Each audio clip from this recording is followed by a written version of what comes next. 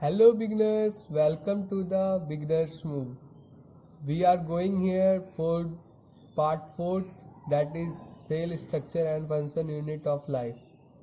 So in previous video we have completed introductions of cell, discovery of cell, number of cell and size of cell and the parts of cell, in which we have studied cell membrane, cell wall, cytoplasm and cell organelle.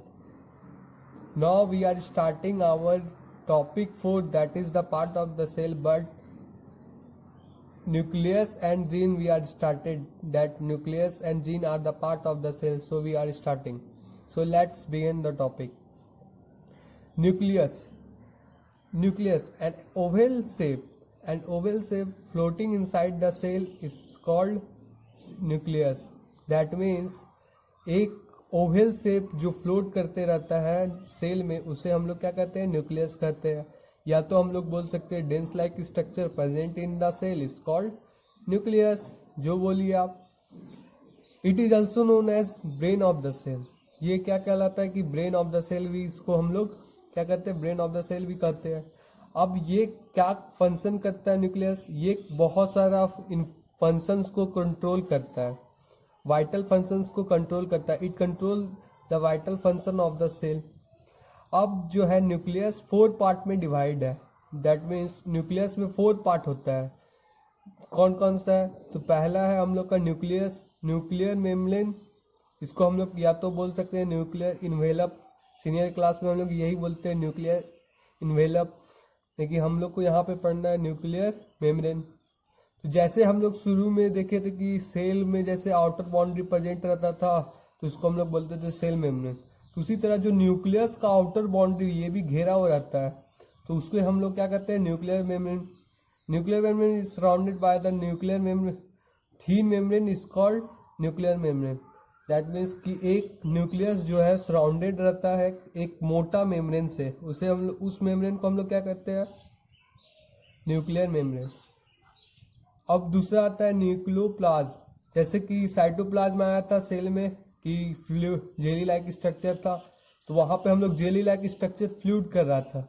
यहाँ पे एक dense shape जो है fluid करता है, मतलब थोड़ा गाढ़ा रहता है, और वो भी साइटोप्लाज्म के जैसा लिक्विड रहता है और तैरते रहता है न्यूक्लियस में, तो उसे हम लोग क्या करते हैं? न्यूक्लियोप्लाज्म। ठीक है। A dense shape founded inside the nucleus is called nucleoplasm. अब तीसरा है न्यूक्लियोस।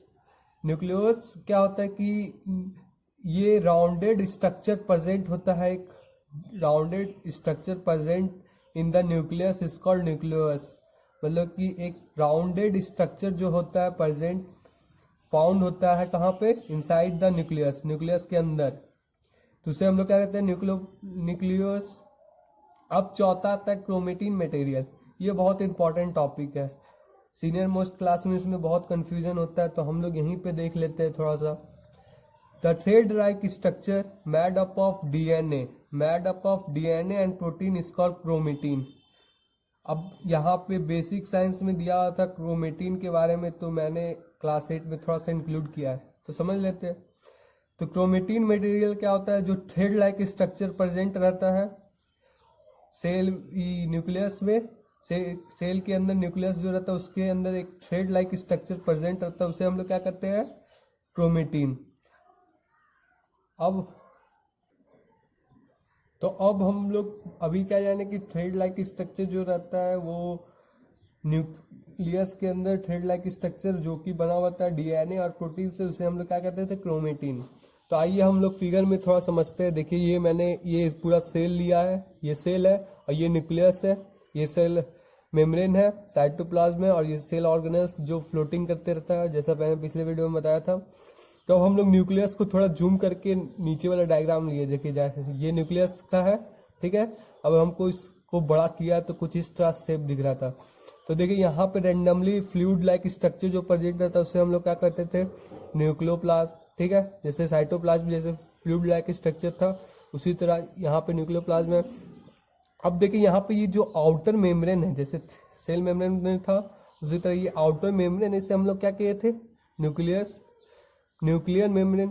अब यहाँ पे देखिए जो मैंने बताया था कि एक राउंडेड और ओवल लाइक स्ट्रक्चर जो होता है न्यूक्लियस के अंदर, उसे हम लोग क्या कहते हैं, न्यूक्लियस। ठीक है, अब देखिए ये जो थ्रेड लाइक स्ट्रक्चर ऐसे से पूरा रहता है, ये अरेंज नहीं है अभी, ये सिर्फ ऐसा ही नॉर्मल ऐसे पूरा उलझा हुआ है। ठीक है, तो इसे हम लोग क्या कहते थे, थ्रेड लाइक स्ट्रक्चर, जो अभी मैंने बताया क्रोमेटिन। ठीक है, अब ये क्रोमेटिन क्या होता है कि क्रोमेटिन सेल डिवीजन टाइम, मतलब कि जैसे कि हम लोग पढ़े थे 7th क्लास में कि रिप्रोडक्शन होता है, तो उस समय तो सेल में तो रिप्रोडक्शन होता है, लेकिन हम उसको क्या करते हैं, सेल डिवीजन। ठीक है, तो उसे सेल डिवीजन करते हैं, सेल डिवीजन। तो ड्यूरिंग सेल डिवीजन, मतलब कि सेल डिवीजन में क्या होता है कि ये जो क्रोमेटिन होता है थ्रेड लाइक स्ट्रक्चर, जो अभी अरेंज नहीं, ये कंडेंस होता है। मतलब कंडेंस मतलब अरेंज होता है। ठीक है, कंडेंस होता है मतलब अरेंज होता है। यहाँ पे लिख सकते हैं आप अरेंज, समझने के लिए, अभी हम लोग को ज़्यादा हायर नहीं जाना है। तो ये कंडेंस होता है मतलब अरेंज होता है। तो कुछ इस तरह फिगर दिखता है। देखिए ये वाला फिगर जो देख रहे हैं आप, यहाँ पे क्या हो रहा है कि यहाँ पे थ्रेड लाइक स्ट्रक्चर प्रेजेंट था, पूरा उलझा हुआ था।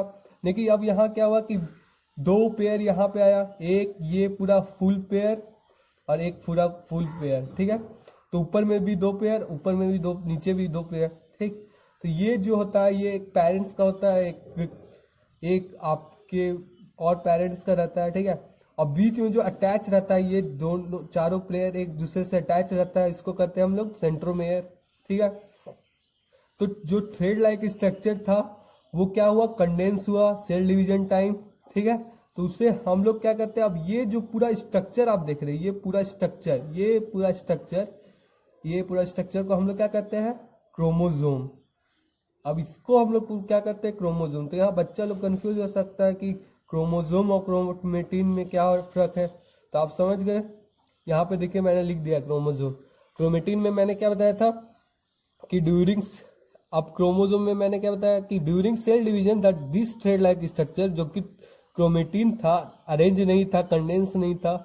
वो क्या होता है, क्रोमेटिन कंडेंस होता है, get condense and on that time chromatin, और उसी समय से क्रोमेटिन जो है क्रोमोजोम कहलाने लगता है। तो देखिए यहाँ पे लिखा हुआ है, during cell division this thread like structure chromatin gets condense and on that time chromatin is known as chromosome. ठीक है, तो आप समझ गए होंगे क्रोमोजोम और क्रोमेटिन में डिफरेंस। तो चलिए अब हम लोग बात करते हैं जीन के बारे में।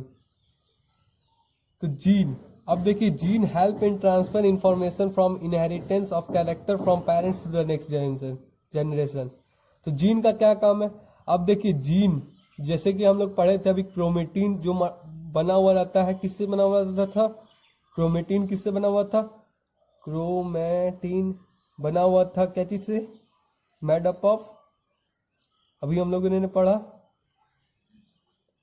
प्रोटीन और डीएनए, डीएनए प्लस डीएनए। ठीक है, तो प्रोटीन और डीएनए से बना हुआ था क्रोमेटिन। ठीक है, तो ये जो डीएनए है, डीएनए के अंदर क्या रहता है, जीन रहता है। देखिए जीन रहता है। अब ये क्या, इसका क्या काम है कि आप एक इंफॉर्मेशन, मतलब कि ट्रांसफर करता है आपका इंफॉर्मेशन आपके पेरेंट्स का फ्रॉम द ऑफ स्प्रिंग, मतलब कि उसके अपने बच्चे के।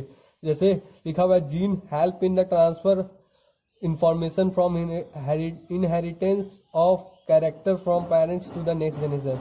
सपोज एग्जाम्पल, जैसे इफ योर फादर, अगर आपके पिताजी का ब्राउन आइज है, तो आपका भी हो सकता है कि आपके पास भी ब्राउन आइज हो। तो ये क्या हो रहा है, जीन का ट्रांसफर है, तो इसके चलती। अब दूसरा एग्जांपल देखते हैं कि अगर आपकी मम्मी का कर्ली हेयर हो शायद, तो शायद आपका भी हो सकता है कि कर्ली हेयर हो।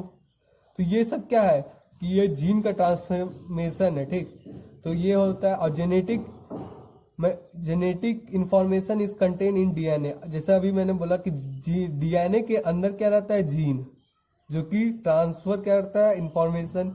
ठीक है, तो ये मैंने इसका फुल फॉर्म लिख दिया, डीऑक्सीराइबोज न्यूक्लिक एसिड। ठीक, इसका फुल फॉर्म आता है कभी कभी 1 मार्क्स में, नोट कर सकते हैं आप। ठीक है, this is all about. Thank you beginners for watching this video. अगर आपको वीडियो अच्छी लगी तो लाइक करें और शेयर करें, और अगर आपको कोई क्वेश्चन हो related to this topic then you can ask on the comment box.